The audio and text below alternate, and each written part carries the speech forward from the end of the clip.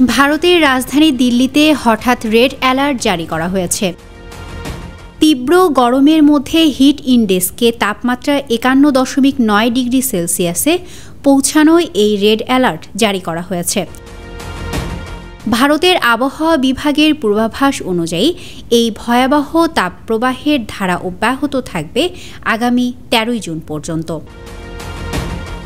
আজ ভারতীয় বার্তা সংস্থা পিটিআইয়ের বরাত দিয়ে এক প্রতিবেদনে এই তথ্য জানিয়েছে এনডিটিভি।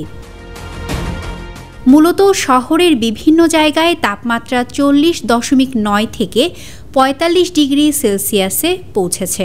এর সঙ্গে আর্দ্রতা যোগ হয়ে তৈরি হওয়া গরমের অনুভূতি এক লাফে পৌঁছেছে ৫১.৯ ডিগ্রি সেলসিয়াসে, যা অত্যন্ত বিপজ্জনক।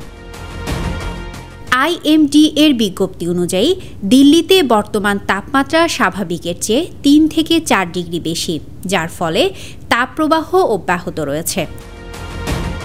আবহাওয়া বিভাগ বলছে ১৩ জুন পর্যন্ত এই ভয়াবহ গরমের ধারা অব্যাহত থাকবে। এরপর একটি পশ্চিমী ঝড় উত্তর পশ্চিম ভারতে প্রবেশ করতে পারে, যা দিল্লিতে হালকা বৃষ্টি ও বজ্রপাত নিয়ে আসতে পারে। ইন্টারন্যাশনাল ডেস্ক, দৈনিক করতোয়া।